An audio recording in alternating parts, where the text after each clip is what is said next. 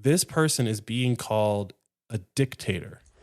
We need to figure out what dollar number Bitcoin has to hit so that we move to El Salvador. Yeah. Yeah. You've made your decision. All we know about El Salvador is the gangs. What was the temperature? I don't know. Very hot. You also got to learn Spanish, so install Duolingo. It's Mandana. And Ian. Welcome to Flirting with Bitcoin. Season 3. That's right. 3 years ago, I tricked Ian into a weekly date night. I let you trick me so I could teach you about Bitcoin. Well, it worked. I'm very excited for the halving. You should be. Bitcoin's about to do what Bitcoin's about to do. Ooh, okay then. Keon, can we start the show? Okay. Let's go. Hey, babe. Hey, Mandana. Are you ready for part 2 of our series? Yes, I am. So in the first part, it was all about me being pretty surprised by how early we actually are. Because if people in El Salvador aren't becoming Bitcoiners in waves, then what hope does the rest of the world have? I don't know. It's going to take time. You know, less than 1% of the planet could be considered Bitcoiners, and that's 15 years. So we are so early. Very early. So today, I want to know all about your trip, babe. I want to know the details. I want to know what it was like get off the airplane, airport was, the thrill you got every time you spent Bitcoin. But before we get into it, let's say hi to our listeners. Hola, Spain. Namaskar, Nepal. Guten Tag, Germany. Hola, Brazil. Sawadee, Thailand. Good day, UK. Good day, Canada. Hola, Argentina. Buongiorno, Italy. Namaste, Bharat, aka India. Kamusta, Philippines. Bonjour, France. Hola, Portugal. Hello, Indonesia. Hallo, Netherlands. Konnichiwa, Japan. Vitam, Poland. Zadrivet, Bulgaria. Hola, Venezuela. Good day, Australia. Hola, Mexico. Hey, Nigeria. And howdy to Texas.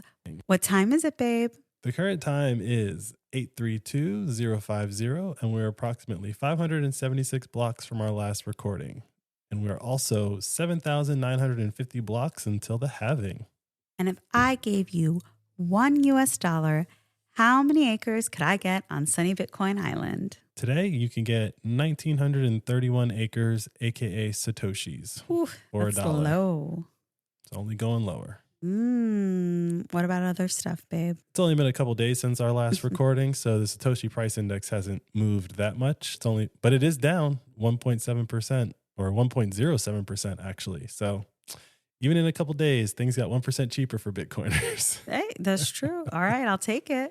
But yeah, eggs are 6,100 Satoshis. Beef is 6,600 Satoshis. Gas is 4,500 Satoshis. And milk is 28,000 Satoshis for 100 pounds of milk. So before we get into it, you have some things to talk about. I'm going to hand the mic over to you. Have my own mic. I know, but it's, figurative. Oh, okay. Because I'm the host. Oh, okay. Yeah, you're my forever guest. So yeah, first things first. We have a merch store. That's pretty cool. Check it out. store.flirtingwithbitcoin.com. We also have a Telegram group for season 3.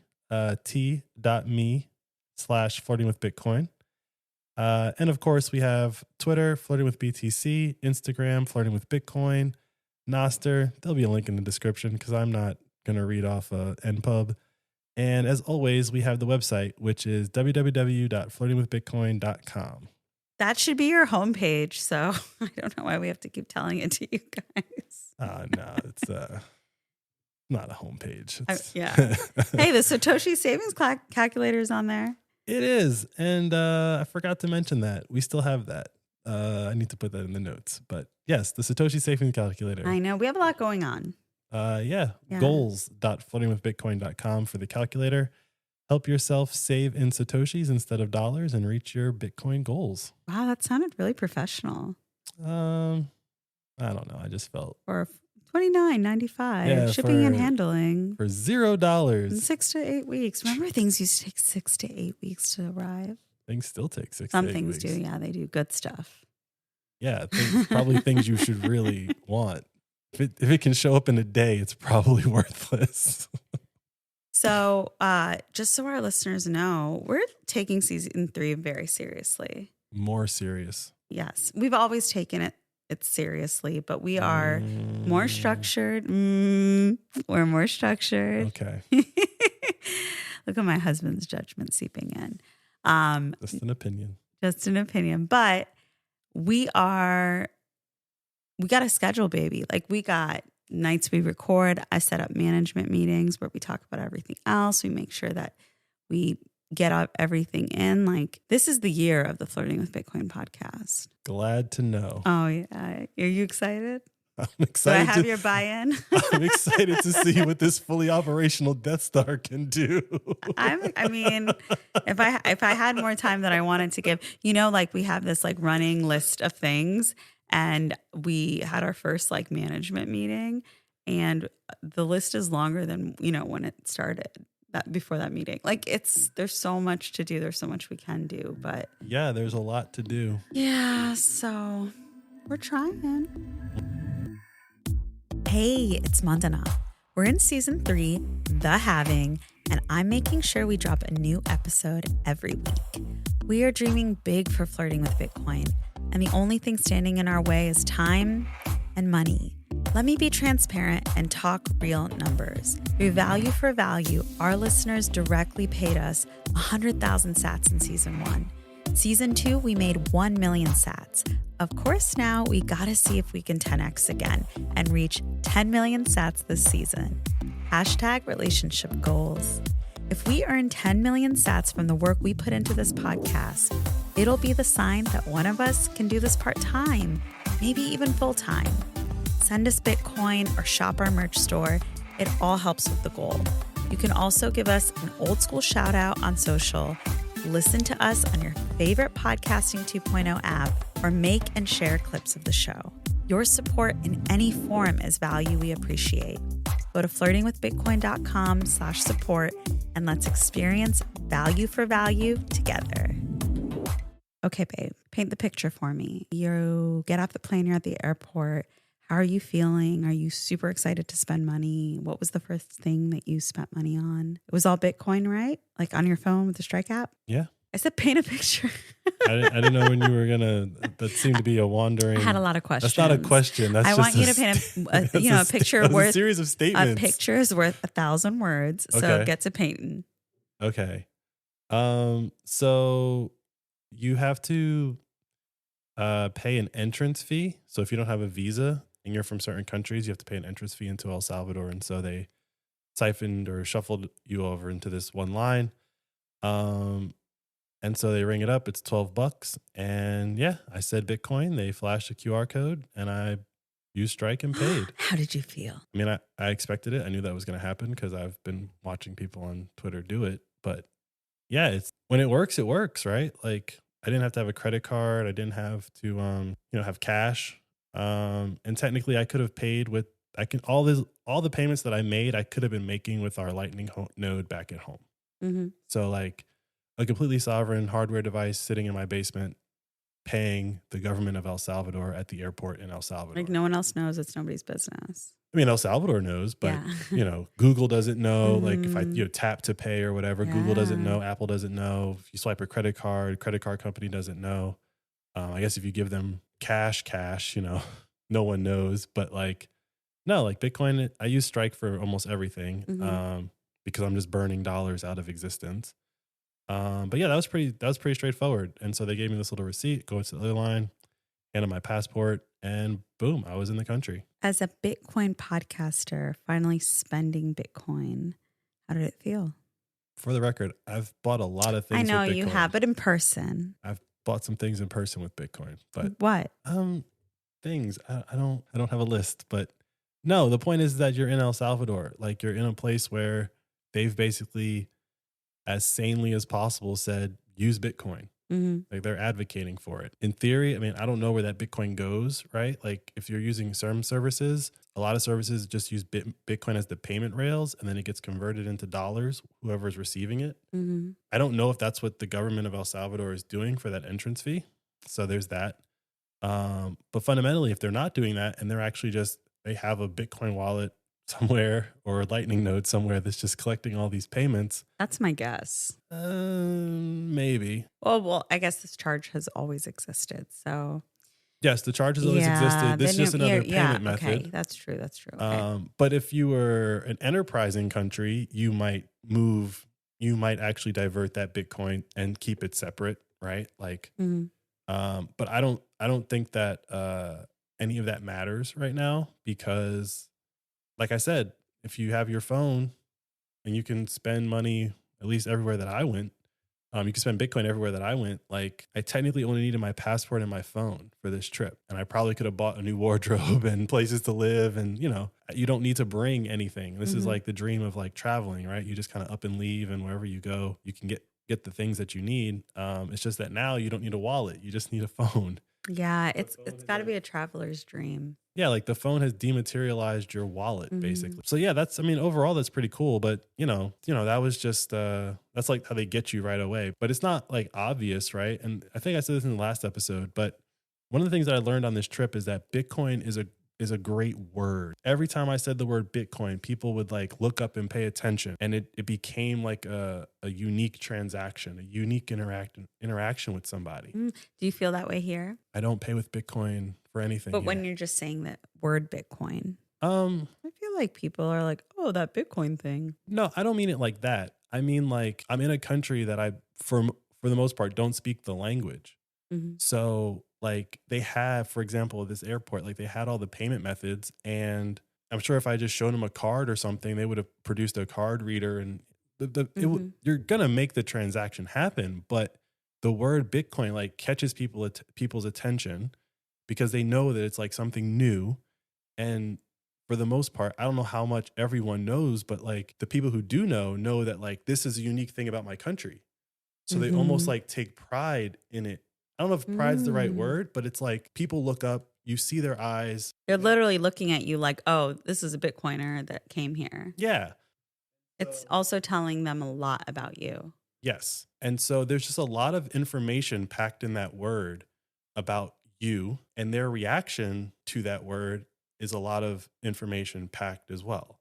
And so it's a programming term that I'm going to use, but it's a handshake, right? Like in computers, they have to like establish a connection between two computers before you can transfer data. Well, that's so romantic. And so Bitcoin in El Salvador, in my opinion, is like this like person to person handshake when you just say the word. What? So yeah, all I'm trying to get at is that Bitcoin is like this word that establishes a connection with a person immediately.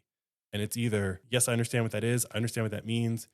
I know you probably have a certain set of values and beliefs and right? And, or their reaction is like, ugh, and you're just like, and I only had that really happen. I'm not gonna say that happened exactly like that, but one person, when I said, can I pay in Bitcoin? They kind of just looked at me and then were like, no. Oh, really? What was that for? It was just like a convenience store. And I don't know. He said his app wasn't working and I wasn't going to argue. It just seemed like his excuse for saying no. But I was like, fine, whatever. Like, I don't have to use your services, right? Oh, you just didn't. So I walked around the corner to another one and just bought it there. And I said, Bitcoin. She said, great. She like pulled out her phone. And I was like, thank you. Thank you. Like, I know that guy didn't see that interaction, but that doesn't matter, right? It's like, if you're a Bitcoiner, your app will be working. I love that you were like, no, I'm here to spend Bitcoin, not dollars. Yeah. I had no other way to pay him. I only had my phone. So it's like, that was part of the like experiment. When I would walk out the hotel, I would take my phone and survive. I mean, it wasn't a big town, but like, but yeah, so that's the thing that I like observed. It's like this handshake. And I think that's really cool. I think in the past, for example, religions were like that, right? Where if you were a Christian and you encountered another Christian, all you had to say was, I'm a Christian. And that established like that social contract handshake. And so if someone says they're not a Christian, you might do the same thing. You might walk around the corner and just buy your services, from a Christian. I'm sure a lot of people do that. Yes. Their own people. Yeah. Yeah. Yes. But I'm saying community. That like, as a person who's not religious, I observed that same type of interaction with people. So where did you go exactly? Break it down for us. Well, I went to Bitcoin Beach. It's called El Zonte is the El Salvadorian name. Bitcoin Beach is the label that Bitcoiners have put on top of that. And I went to the capital, San Salvador. So you stayed in El Zonte the whole time? Yes. And very hot. Very hot. Can't stress it enough. What was the temperature? I don't know. Very hot. You like didn't even have the energy to look up the weather app. There's no Like point. 100? It doesn't matter. It was extremely hot. Like whatever number they would have shown me, it wouldn't have matched what it felt. Mm-hmm. Like it was hot. So correct me if I'm wrong. It's like a surf town.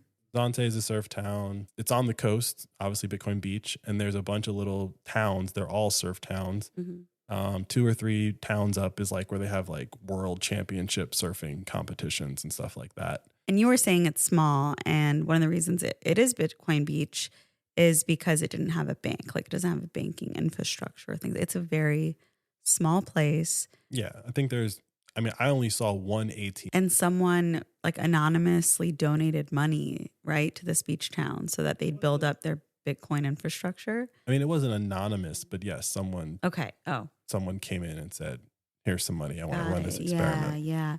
So with that, how many people there percentage-wise were Bitcoiners? Again, it was a surf town, so there was a lot of surfers there. They're not Bitcoiners.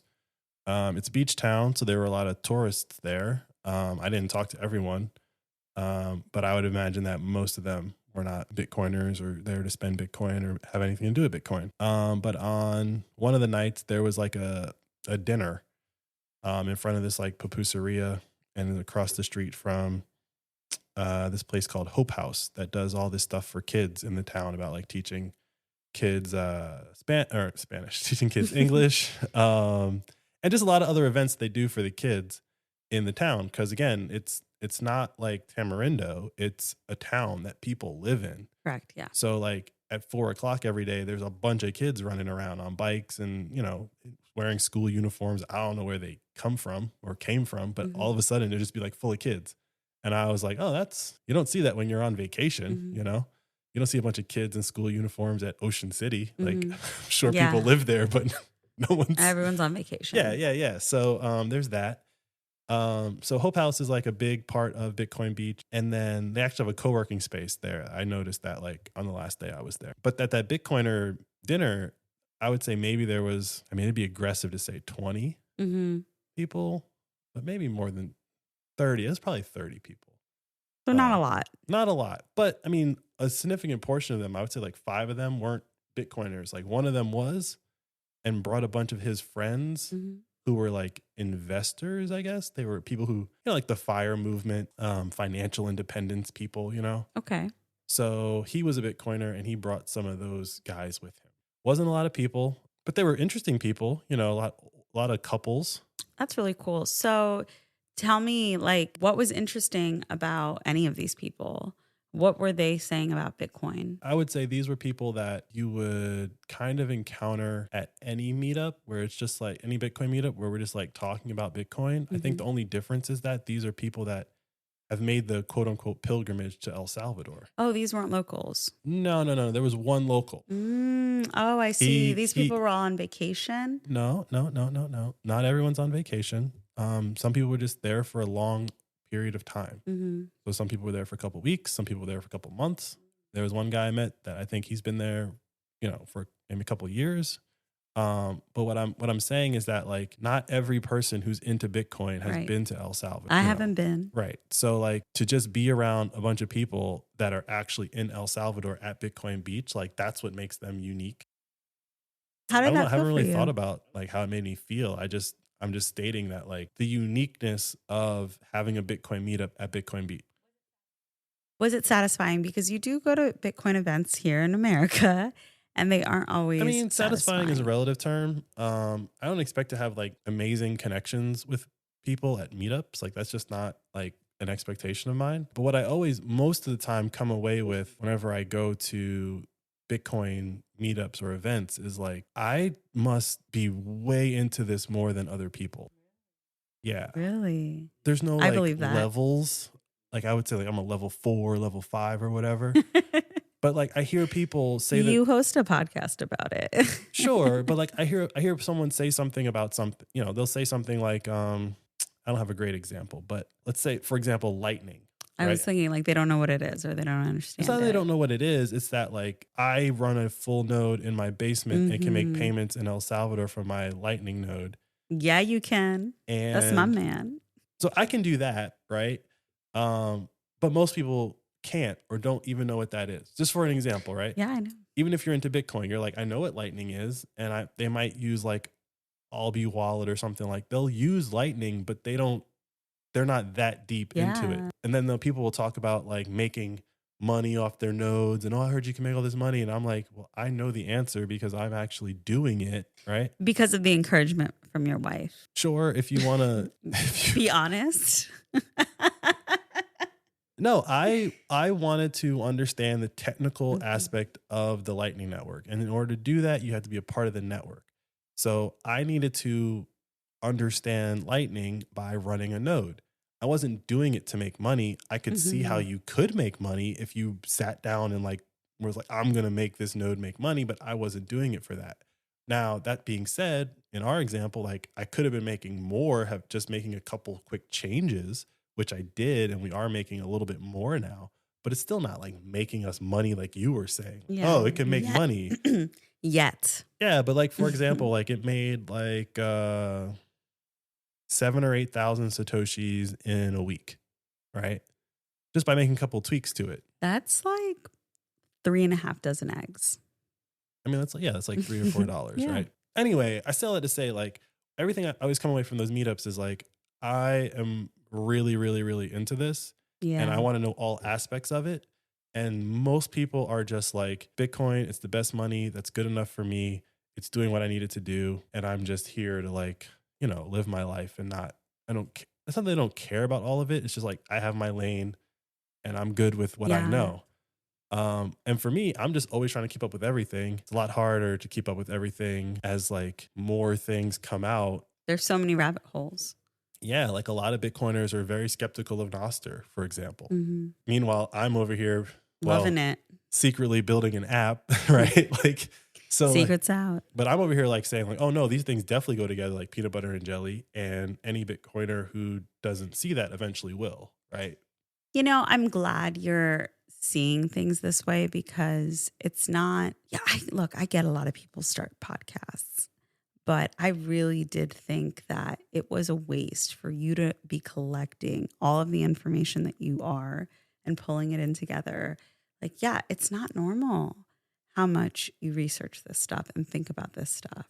Not normal meaning it's abnormal. I just mean like it's special and you're really insightful and you're really smart. And yeah, like I really do think that our listeners respect and like value your opinion on stuff, but I also think you are just covering a lot of ground and hopefully like a short, concise way. You know, that's how I see it. So I'm not, I'm very surprised that there aren't a ton of Bitcoiners in El Salvador. And that wasn't like, I thought you'd be like, and then I met this person, I met that person, and I learned so much, you know.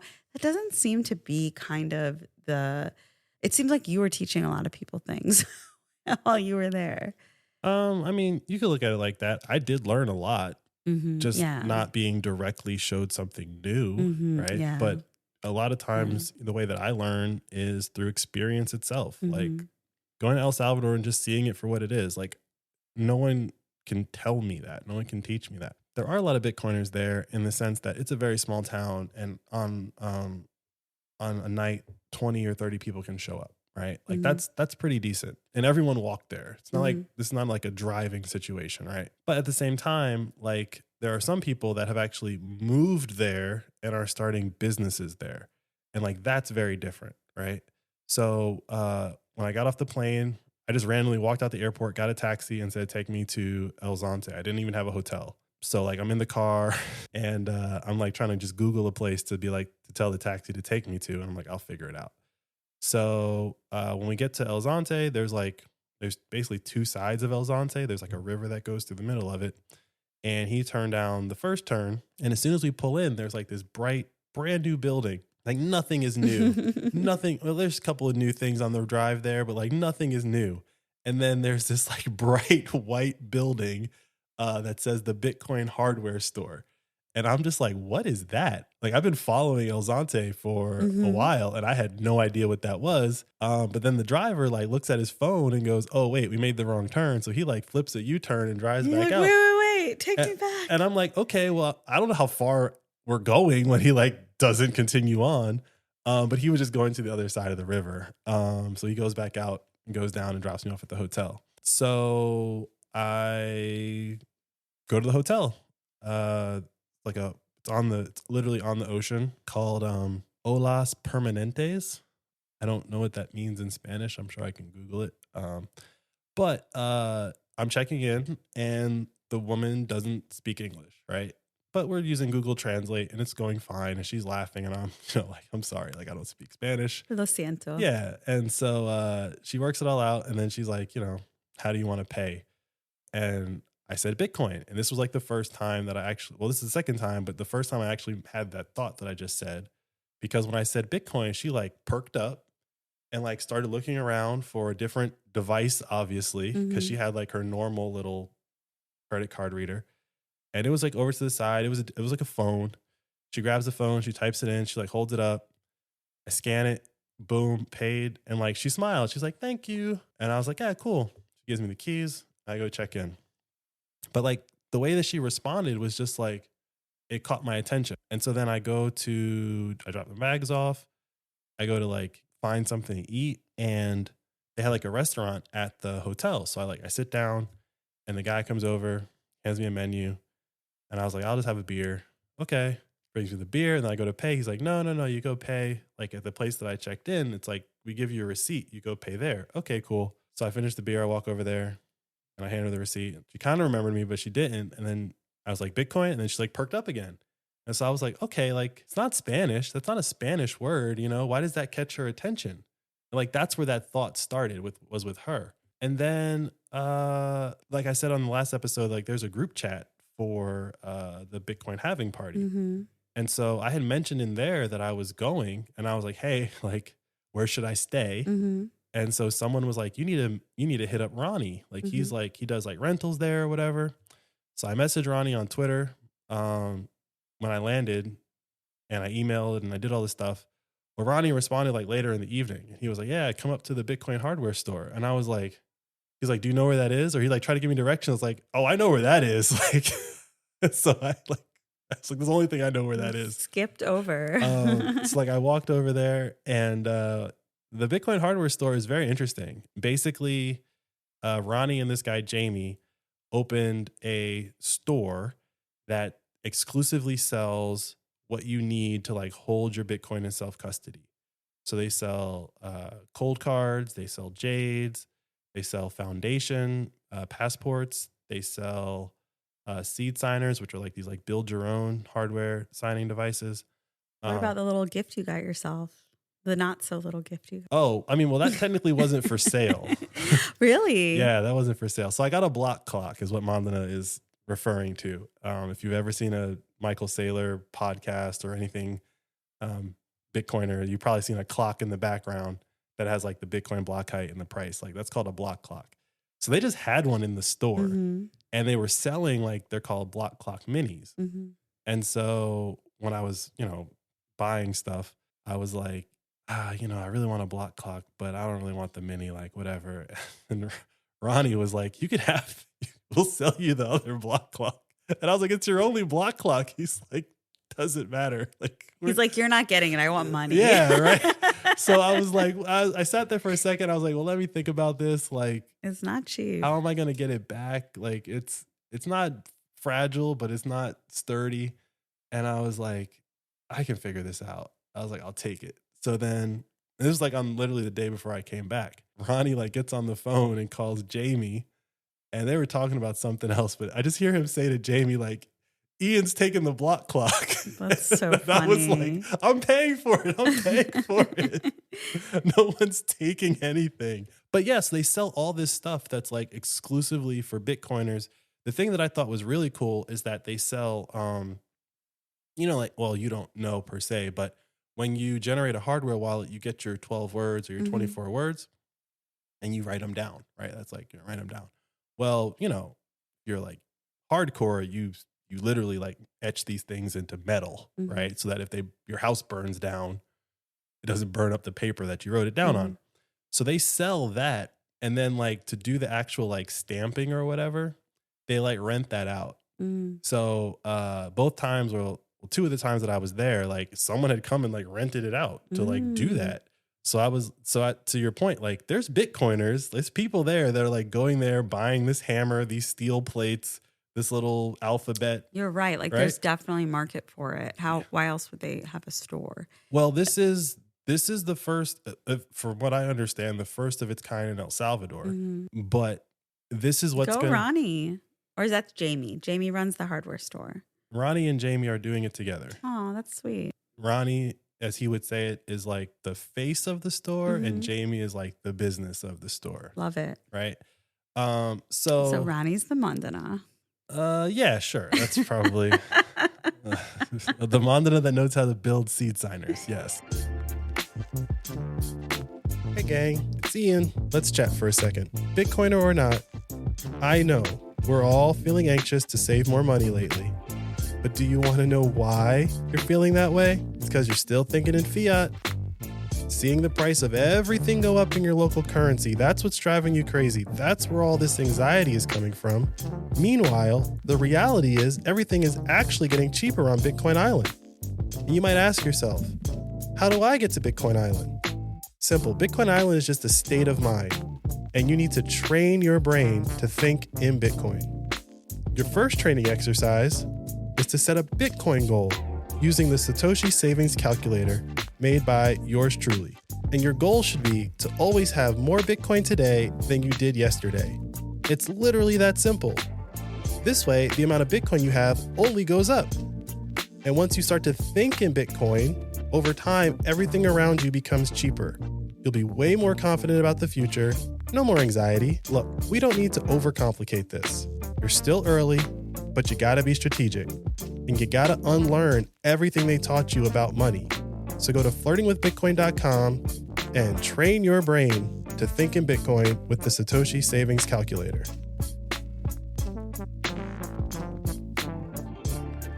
So yeah, like the Bitcoin hardware store, I understood what it was. Well, once I walked in, I saw it was actually in there. But like Ronnie's like giving me the spiel, and I'm like, dude, like no. Like as soon as I walked in the door, I knew what this was. You're like, I get it. How did you feel emotionally? I was saying the same thing to Napoleon that I said to Ronnie. I was like, I know you guys are like in it, and you're just like trying to make this thing work. You know, like Napoleon's doing his Bitcoin bit driver business. Ronnie and Jamie are doing this hardware store. And in their minds, it's like, it's a business. I'm trying to just succeed. And in my mind, I'm like, no, this is going to succeed. This is revolutionary. Well, it's not even revolutionary. It's just like, this is going to succeed. Number one. Number two, like we're so early that when people tell the story of El Salvador becoming Bitcoin country, like you are part of that story. And that's why I thought it was so cool. I was like, this is literally, I don't know what it's called in, I kept saying like El Zonte is like Mecca to Bitcoiners. And eventually everyone will make a pilgrimage there because technically El Zonte leads to the first country saying Bitcoin is legal tender. Someone was able to run the experiment, prove it enough that the government came in and said, that seems to actually work for the people. Let's do that. And so personally, I was just really excited to be there and to say that I've been, I did my pilgrimage. But also like, as we've talked about in the previous episode, like a lot of El Salvadorians don't even know that El Zonte is Bitcoin Beach and that all this stuff is going on there. So like it's specifically for Bitcoiners, and it's only about an hour away from San Salvador. So I guess people drive that a lot. I mean, that's like DC to Baltimore. So, but it's within striking distance of the capital. So in general, I think you're probably going to have more Bitcoiners in the capital because that's where most commerce is going to happen. Right. That makes sense. So while there'll be a lot of Bitcoiners in the capital, when it starts clicking with them and they start wanting these things like hardware wallets and stuff like that. Yeah, you franchise, you open a bunch of stores, done.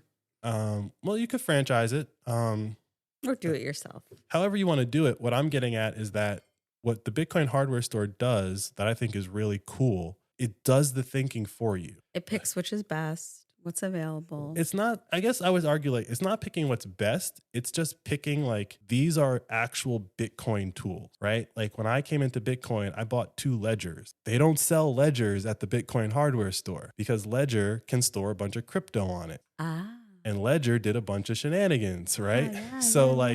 the things that they were offering for sale are legit Bitcoiner products. Purist Bitcoiners approved. This isn't even a purist thing. It's for example, crypto is not legal in El Salvador. Mm-hmm. Bitcoin is. Right. They've actually separated the two, right? So like, I don't think this is 100% true, but like in theory, you could argue that like ledgers are not allowed in El Salvador. Now that's probably not true at all, but like fundamentally, like crypto is not legal. It's an unnecessary vulnerability. Yes. Yeah. Yes. And so cold cards, jades, seed signers, passports, like those are all Bitcoin only. The community on the internet has already established like these are good. And so they just were like in the physical form in this store. You could touch it, you could feel, you could see like, I like this one more than the other. That's a thing that I don't think anyone really, that doesn't exist anywhere that I know of. Maybe there's a hardware store like this in San Antonio, but, in Austin. But what I kept thinking was like, this would never work in DC. Like I would never have enough customers. You know what I'm saying? Maybe. You know, I do have a theory that a lot of Bitcoiners are quiet. Maybe, but what I'm saying is that like to pay the rent of commercial space in DC, good luck. You're not going to have enough customers. There might be a bunch of Bitcoiners here, but they've probably already all purchased their own stuff online, number one. Number two, like because of the problem that the Bitcoin solves in El Salvador versus the problem that Bitcoin solves in the States, which is fundamentally the same problem, but there's that knowledge gap as well, because it's different to have like crappy banking system versus no banking system. So even with a crappy banking system, you have some financial literacy, right?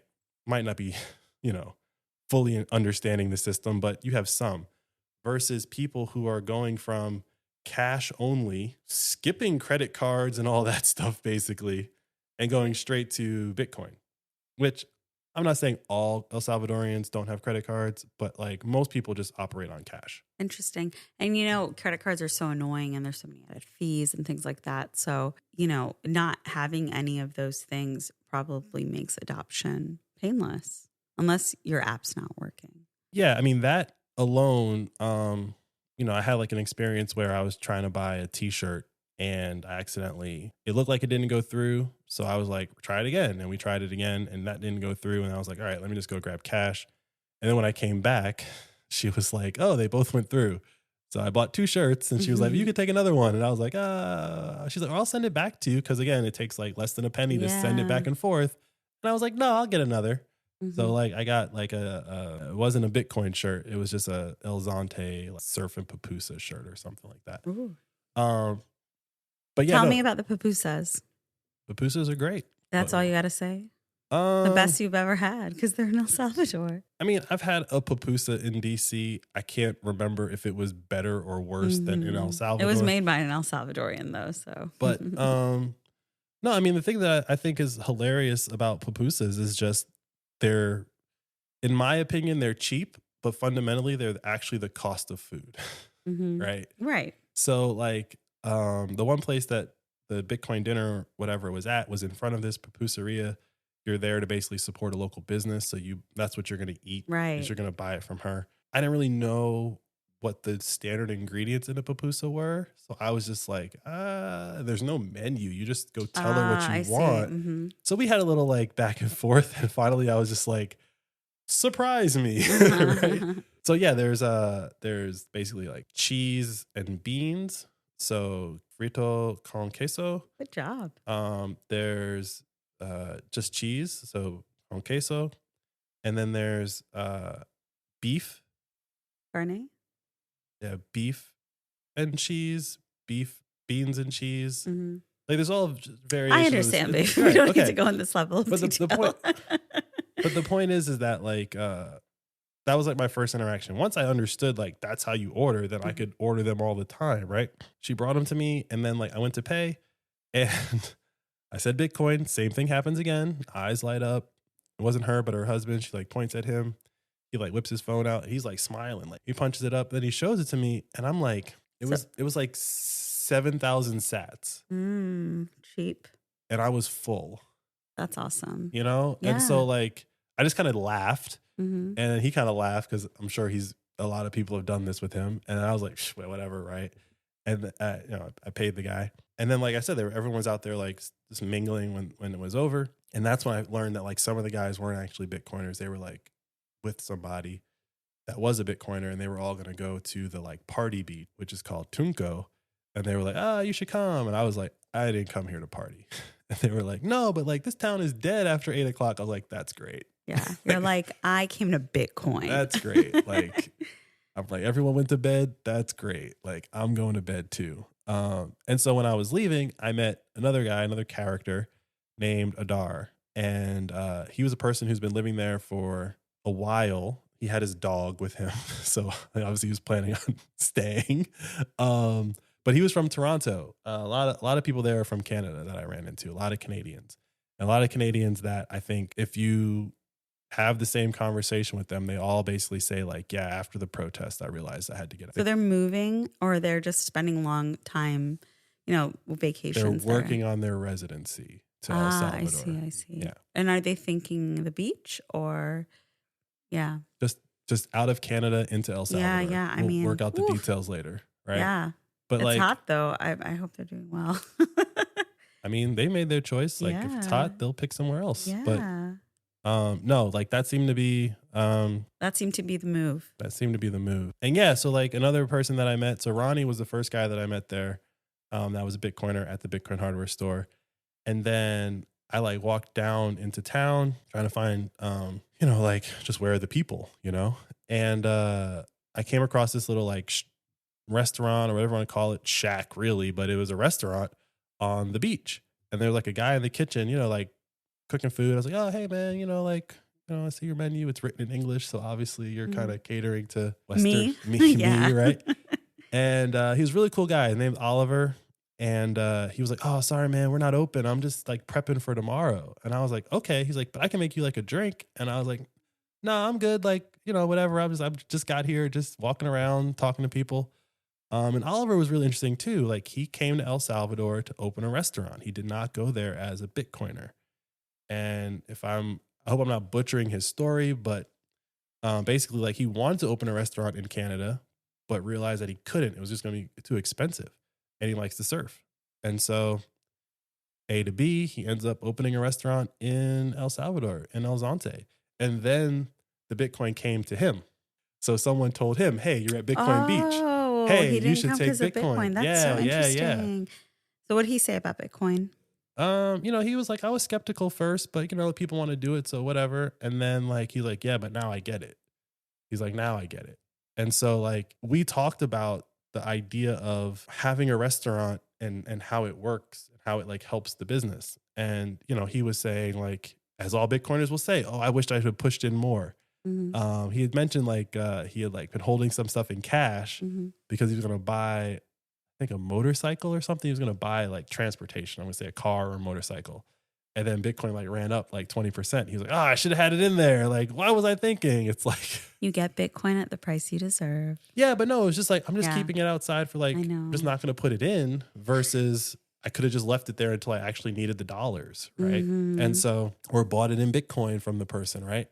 So like, that was kind of funny, but he was really cool too. So I'd definitely like to get Oliver on the show if we could work that out. I got his number and he agreed. So I'd like to hear his full story. Like, I don't want to. Very cool. Because he just sounded like an interesting person that Bitcoin kind of found. Yeah, very interesting person. Ronnie. Like opens a shack on the beach in a country he's not from. Yeah. And it's like, oh, what do you mean this is Bitcoin Beach? Yeah. You didn't Google it? But I said this in the last episode too. Like, I think the surfing culture and Bitcoiners are actually very similar, and they're just parallel. Mm-hmm. And then they intersect at El Zonte. But I like to get Oliver on the show. I like to get Ronnie on the show. And if I could get Ronnie on the show, I'd like to get Ronnie and Jamie on the show since, they're doing hardware store together. But yeah, no, like there's some really interesting people in El Zonte. Well, we definitely have to put like their information in our show notes for anyone who's going to El Zonte. Link up with them for sure. They sound like great people. Yeah, the other business that Ronnie runs is El Zonte Rentals. And so there's a lot of things that you can find on, Google Maps or I guess mainly Google Maps, that when you try to book through Google Maps, it says contact the property, right?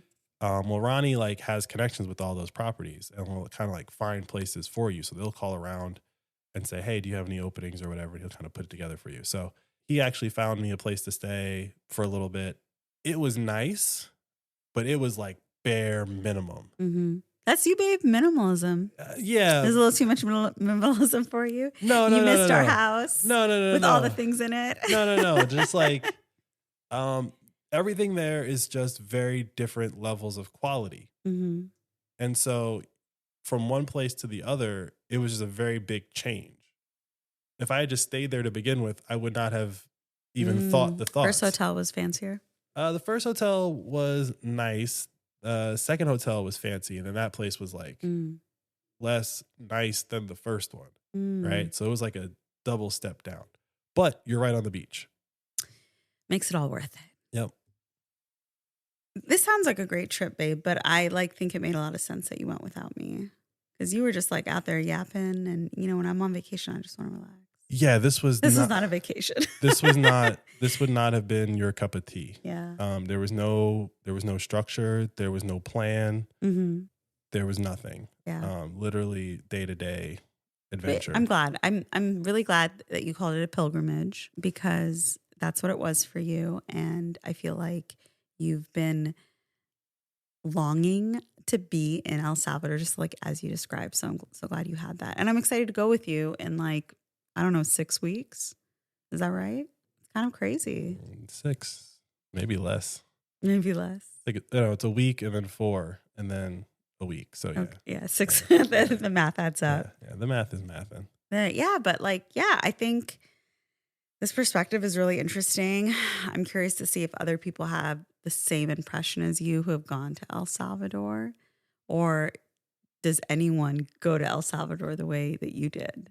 No, I kept telling everybody, I literally bought my ticket at 2 a.m. and got on the 5 a.m. flight. And they were just like, oh, you just came. Yeah, you were like, I'm going. I was like, yeah, I didn't even know if I was going to get through, if they were going to let me through, because I was checking, do I need a visa?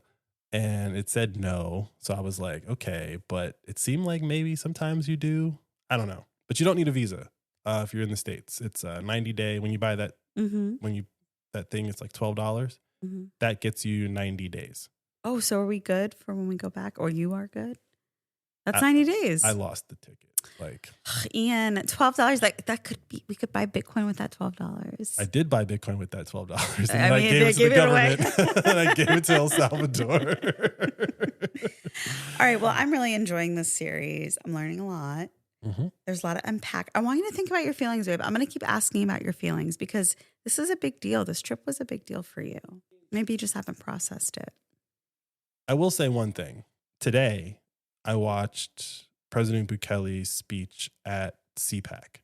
I don't know what CPAC stands for. It's Conservative Political Action Committee, I think. You just crushed it, babe. That's exactly what it is. Okay. And, PAC usually means that. So basically, it's like the Conservative of America politically, they put on a conference every year. Yeah. Yeah. And conservative has been loosely defined for a while. But Bukele gave a speech there.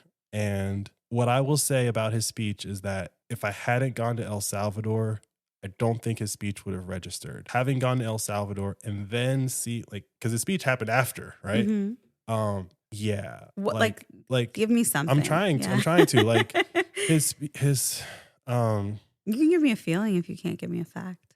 No, his speech is what I've been thinking about El Salvador. It's how I've been thinking about El Salvador, and it literally reinforced everything that I'd been thinking up until going, everything that I saw there. And yeah, it's way worse here than we actually think. With that, I'm going to leave us with a cliffhanger for part 3 of our series. Next time, I want to talk about your general impression of what's going on in El Salvador.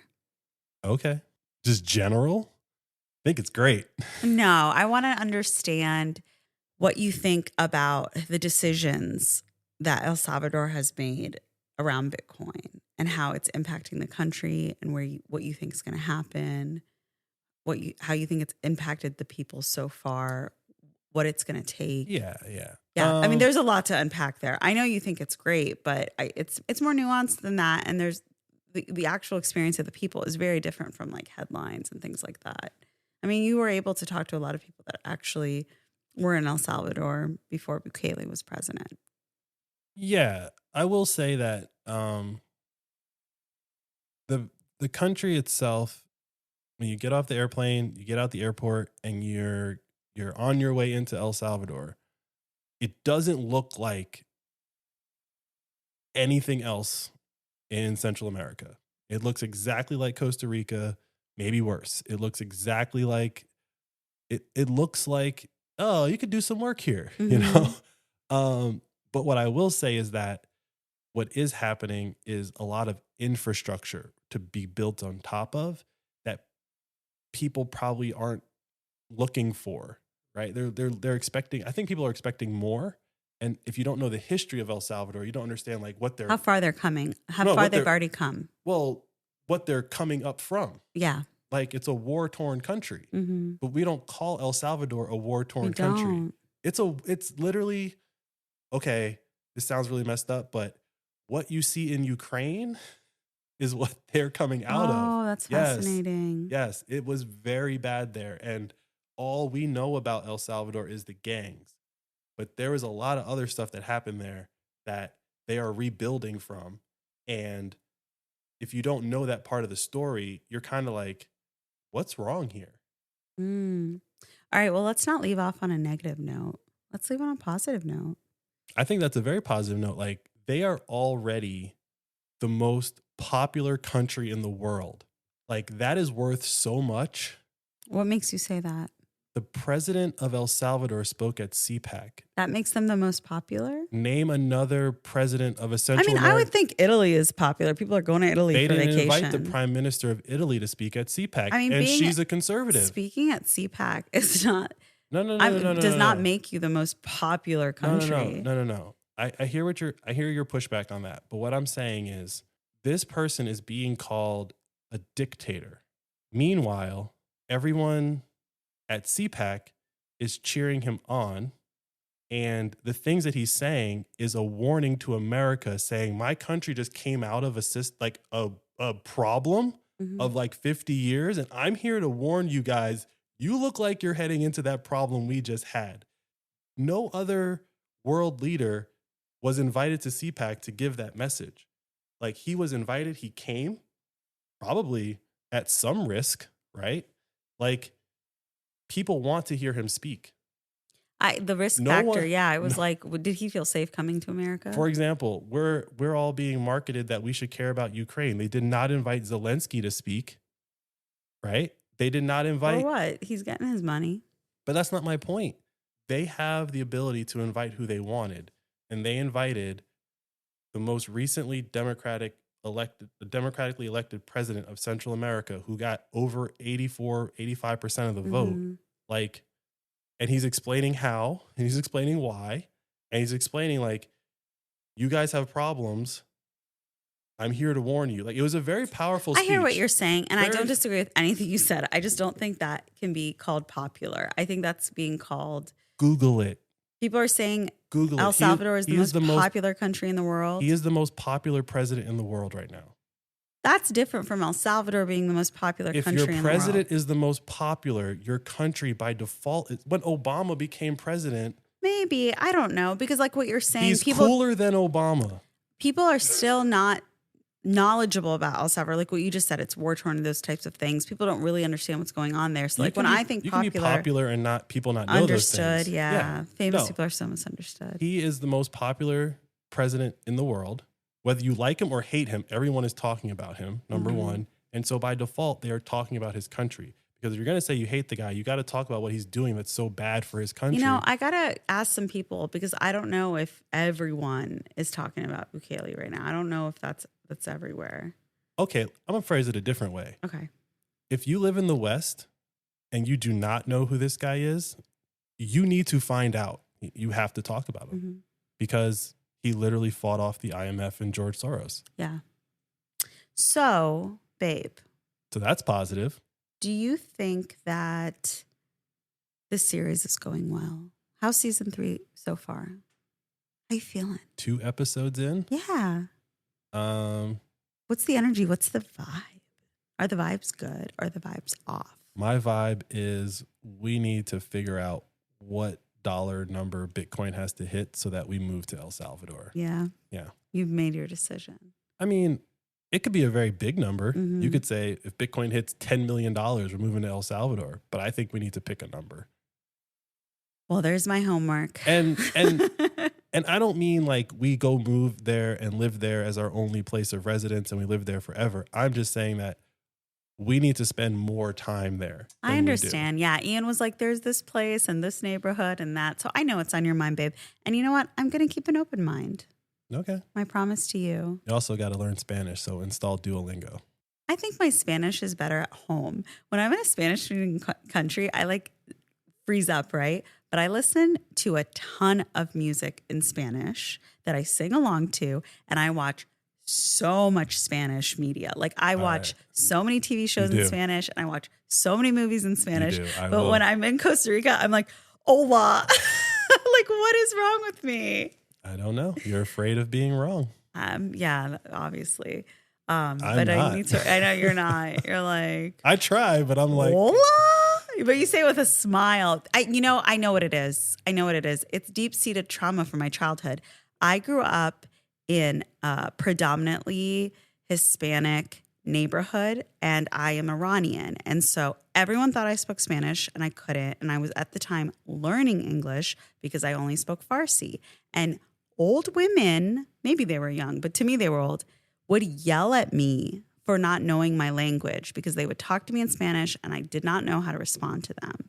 And they would just yell at me and they would not speak English, which I'm sorry, you need to speak English. Like I was learning English. I know maybe this is controversial, but like you can't be yelling at children in the street because they don't speak Spanish, but you only speak Spanish. So I can't even in English be like, I'm Iranian, I speak Farsi, like get away from me.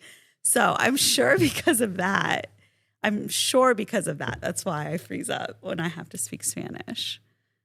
okay. Because I didn't have that problem in France. I took French in middle school and I was like, bonjour, like, comment. I don't even speak French anymore. That was a long time ago, but I was very confident in France when I went. Mm-hmm. But Spanish is not there for me. But maybe, we can process this trauma in 6 weeks. I go to El Salvador and suddenly like fluency just clicks in. We'll see. We'll see. We'll see. Thanks for listening to the show. Now, let's get you set up on Fountain so you can start earning some money simply by listening to podcasts. Go to fountain.fm to download the app. Once your app is set up, search for Flirting with Bitcoin and hit follow. Listen to our show and episodes from your other favorite podcasts to earn your first Satoshis, which are fractions of a Bitcoin. And make sure to keep an eye out for our promoted episodes. You can earn up to 100 Satoshis just for listening. Pretty cool, huh? You can use those sats you've earned to send us a boost, like a little payment with a message. And I swear, we try to respond to everyone. Every episode, we shout out the top boosters. To support us or other podcasters with more sats, you can top up your Fountain wallet with a bank card or lightning transfer from apps like Strike or Cash App. The easiest way to learn is to get started. Now, you're all set up for podcasting 2.0.